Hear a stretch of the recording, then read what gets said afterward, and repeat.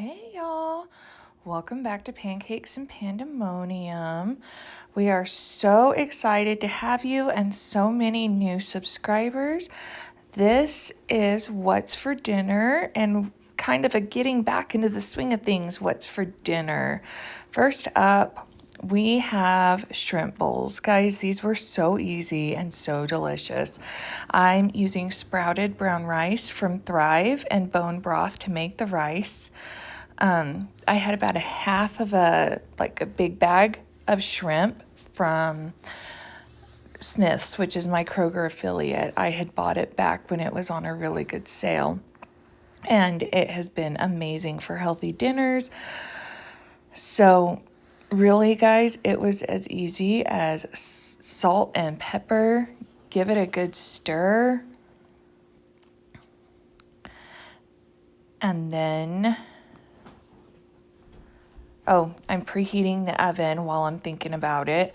I believe I cooked it at 350 because, I want the shrimp to cook fast, but I don't want it to get rubbery. It's really just going in for a couple of minutes.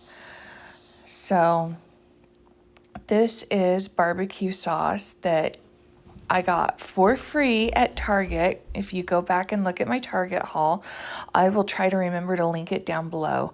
But yes, we're doing barbecue shrimp. And you guys, my family thought I was so weird. They could not believe it. They were like, "You're making barbecue shrimp?" No, Mom, don't do it. I'm telling you, everyone loved this recipe. But yeah, spread it on the cookie sheet or baking pan, whatever you call it. Comment down below. What do you call them? Cookie sheets or baking pans? But you guys see it. It was this easy. Just, mix and pour.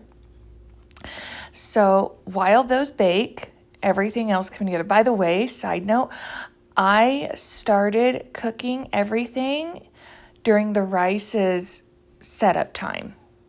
So the rice took quite a bit of time to cook. So I started that while I did other things. And then it has to sit for 10 minutes. And that is when I came in and did everything else. So it's a pretty fast dinner, all things considering. So, yep, I wanted colorful tomatoes. I love the combination of, hot and cold food. So the shrimp and the rice were hot, and then we did fresh veggies. I personally would have pickled the carrots that you'll see that I have here in a little bit. I think those would have been delicious and an extra dimension of color and flavor, but I'm the only one who would have eaten them. So, I have to really be feeling it to do something just for myself. And guys, I gave myself a break and bought shredded carrots, and I started off trying to make the cucumbers really thin strips and eventually gave up and diced them. But like I said, these bowls were beautiful. Can you see all the colors already starting to come together? And then it was just a matter of plating them. I put the rice in the middle. I've got to work on this, and I think I might need to invest in a rice cooker. My in-laws' one is quite old, and I don't think it cooked it really well, and you can't pick what type of grain you're cooking. But it was okay for tonight. I put the rice and the shrimp in the middle, and then all the veggies on the side. And not only was it delicious, it was stunning in presentation. You couldn't help but just want to devour this.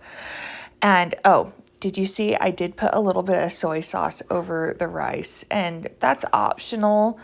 I'm not a big fan of rice, and if I'm going to have rice, it's got to have some flavor. And, a little bit of the sauce, extra sauce on top of the shrimp. But there you go, you guys. Gorgeous and healthy. It was amazing. This isn't really a recipe. I will link the video below, but it is one of the things we had for dinner last week. So I'm kind of tossing it in as a mention. I made Jen Chapin's beef enchiladas from her new cookbook. And let me tell you guys, They were insanely delicious. I will make sure to link that. This was another easy night. Dad's spaghetti. No recipe. It is ground beef, jar of sauce, 2 tablespoons of brown sugar. I don't eat pasta, so I ate it like soup. Boom, you have Dad's spaghetti. And then, guys, the piece de resistance, the masterpiece of the week. I don't know if I said that right. Anyway, chocolate croissant French toast. Guys, I was toying around with this idea for quick and easy. And you guys saw I have tons and tons and tons of snack pack pudding. And so I wondered if I could use this instead of making chocolate gravy. I am just right here making a simple French toast batter using coffee creamer, eggs, and vanilla. No extra because that coffee creamer is pretty sweet. Oh, guys, pro tip, when you're making a batter, like pop the egg yolks and they will mix together 100 times easier than if you just try to like crack them in and mix. But anyway, I was saying that coffee creamer has so much sugar in it that with a little bit of vanilla, like you've got enough flavor. And I am using Trader Joe's croissant bread, which is what started this inspiration in my head. That and how to use up all the snack packs because there's so much pudding in my house. So, guys, it was this easy. The bread's already sliced. So, you know, the batter comes together super fast. The griddle heats up. I let them soak for a minute because it's pretty thick bread. So, and this griddle we got for Christmas and haven't used a ton. So, you know, I'm still getting used to it and it's hot spots, cool spots, you know, all the things that come with electronic devices. So, yeah, we get it in there. Going to take about 5 minutes. I feel like the first side takes the longest, and then when you flip it, it goes pretty fast. Does anybody else feel that way when they make French toast? I wanted to get some good caramelization on it because it's croissant bread, and you want a nice little crunchy bite when you are eating a croissant. So, you know, I'm letting it get good and toasty. That was probably the most time-consuming part of this whole process. And as you can see, it wasn't that bad or that time-consuming. So I had the thought that chocolate gravy is essentially a thinned-out pudding. It's sugar, flour, cornstarch, cocoa powder, sometimes butter, and milk. It's a quick pudding. It's not a custard-based pudding, but it's a quick pudding. So I had wondered if I could make a super quick, you know, when you don't want to spend the morning slaving over a hot stove, especially now that we're getting into hot weather, if I could make a super quick sauce with coffee creamer or milk and the chocolate snack packs. And guys, like it was really successful. I would say that if you have an excess or you live in a house that just gets way too hot and turning on the stove is unbearable, this is a great method for that. Like, I'm serious, you guys. It was delicious. It was rich. It was creamy. I mean, actual chocolate gravy, there's a little bit of a taste difference. But this was a great alternative too. And it's nice to have kind of both, I guess, methods in your repertoire because you just never know. And the kids loved it.